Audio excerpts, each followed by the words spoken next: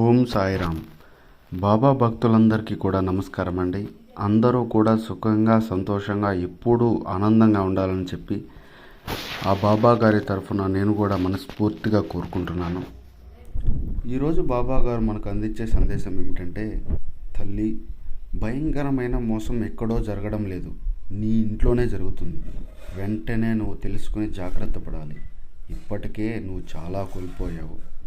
ఇది ఇప్పటికీ అర్థం కాకపోతే మాత్రం సర్వం కోల్పోవాల్సి వస్తుంది అని చెప్పి ఏదో తెలియని ఒక గంభీరమైన సందేశాన్ని బాబా గారు మన ముందుకు తీసుకొని వచ్చారండి. బాబా గారు ఏం చెప్పినా కూడా అది మన మంచి కోసమే, మన భవిష్యత్తు కోసమే. మనందరికీ తెలుసు బాబా గారు మన మంచి గురించే కోరుకుంటారని. కాబట్టి ఈ వీడియో మాత్రం అస్సలు నిర్లక్ష్యం చేయకుండా చివరి వరకు పూర్తిగా చూడండి. బాబా గారి మీద నమ్మకం ఉన్న ప్రతి ఒక్కరూ కూడా కింద కామెంట్ సెక్షన్లో ఓం సాయిరామ్ అని కామెంట్ చేయండి, తప్పక మర్చిపోవద్దు. ఇక ఆలస్యం చేయకుండా మన బాబా గారి సందేశంలోకి వెళ్దాం. తల్లి, భయంకరమైన మోసం నీ ఇంట్లో జరుగుతుంది అని నేను ఎందుకు చెప్పానో తెలుసుకోవాలంటే ఇప్పుడు చెప్పబోయే ఒక చిన్న కథను చాలా జాగ్రత్తగా వినాలి. ఈ కథలోనే ప్రతి ప్రశ్నకు నీకు సమాధానం దొరుకుతుంది. అనగనగా ఒక పల్లెటూరు. ఆ పల్లెటూరులో ఒక కుటుంబం, తల్లిదండ్రులు, 3 పిల్లలు, మొత్తం 5 మంది ఆ కుటుంబంలో. వాళ్ళకు ఉన్నదే ఒకే ఒక గది ఆ ఇంట్లో. అది కూడా తరతరాల నుంచి వస్తున్న పాత ఇల్లు. అదే గోడలు, అదే పాక, అదే మట్టి వాసన. రోజు అదే జీవితం. పనికి వెళ్ళడం, ఇంటికి రావడం, ఆ ఒక్క గదిలోనే వంట, భోజనం, నిద్ర. రోజుకి అతనికి మనసులో చిరాకు, ఒత్తిడి, డిప్రెషన్ పెరిగిపోయింది. కొత్త ఇల్లు కట్టుకునే స్తోమత లేదు. ఏం చేయాలో అర్థం కాక ఒక సాధువు దగ్గరికి వెళ్ళాడు. అతని బాధ మొత్తం విన్న సాధువు చెప్పిన పరిష్కారం ఏమిటంటే, ఒక కోడిని కొనుక్కొని ఇంట్లో 20 రోజులు పెట్టుకో. ఇప్పుడే ఇల్లు ఇరుకుగా ఉందని బాధపడుతున్నా అతనికి ఈ మాట వినగానే కోపం వచ్చింది. అయినా కూడా సాధువు మీద నమ్మకంతో కోడిని ఇంటికి తీసుకువెళ్ళాడు. ఆ కోడి వల్ల ఇంట్లో గందరగోళం ఇంకా పెరిగిపోయింది. 10 రోజుల తర్వాత మళ్ళీ సాధువు దగ్గరికి వెళ్తే సాధువు ఇంకో మాట చెప్పాడు. ఇప్పుడు ఒక గది కూడా కొనుక్కొని ఇంట్లో కట్టు. ఇప్పుడు అతనికి అసహనం పరాకాష్ఠకి చేరింది.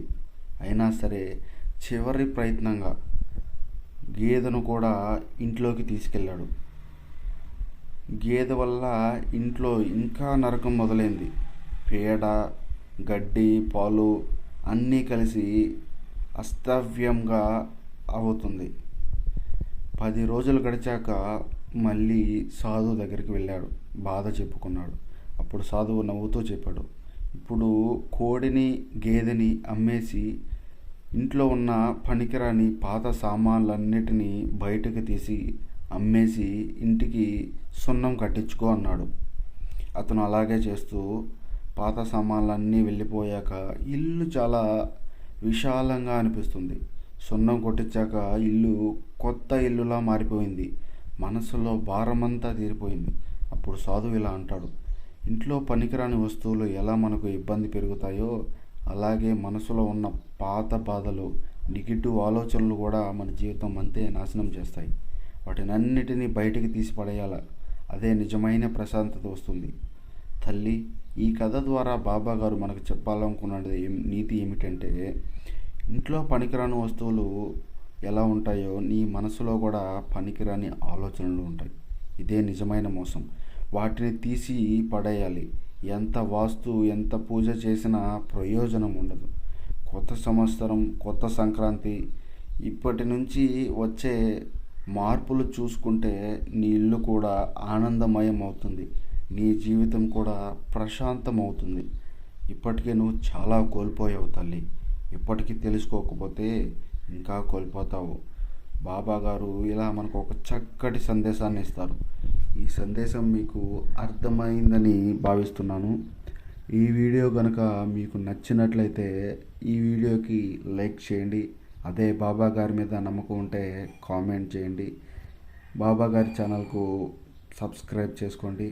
రేపు మరొక మంచి వీడియోతో మళ్ళీ కలుద్దాం. అంతవరకు బాబా గారి ఆశీస్సులు మీ మీద, మీ కుటుంబ సభ్యుల మీద ఎల్లకాలం ఉండాలని కోరుకుంటూ సర్వే జన సుఖినో భవంతు. ఓం Sairam. Thank you for watching this video. Please subscribe.